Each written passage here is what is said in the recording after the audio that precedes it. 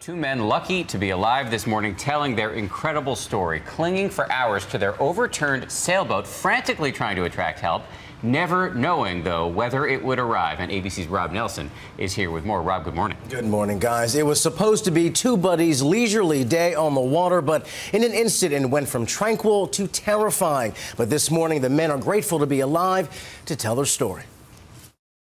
Two New Hampshire men are waking up this morning back on dry land and lucky to be alive. They were very cold. They were very thankful that we found them and that we took them in. George Reynolds and Fred Schaefer were enjoying some leisure time in George's 25-foot catamaran in Salem Sound outside of Boston on Friday when somehow the boat capsized.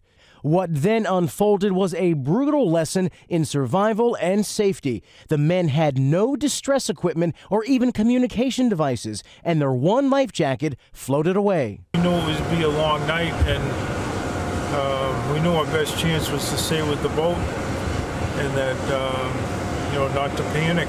There in the water, the men had no choice but to rely on some higher power. We're praying together, quoting scriptures. 14 hours later, guardian angels did appear in the form of fishermen who were passing by right around daybreak Saturday. The fishermen rescued the men and quickly called the Coast Guard for help. I could not imagine being out here for 14 hours the way they were. They were very brave. Rescued from their soggy ordeal, George and Fred were treated there at the scene and then released, relieved and deeply grateful.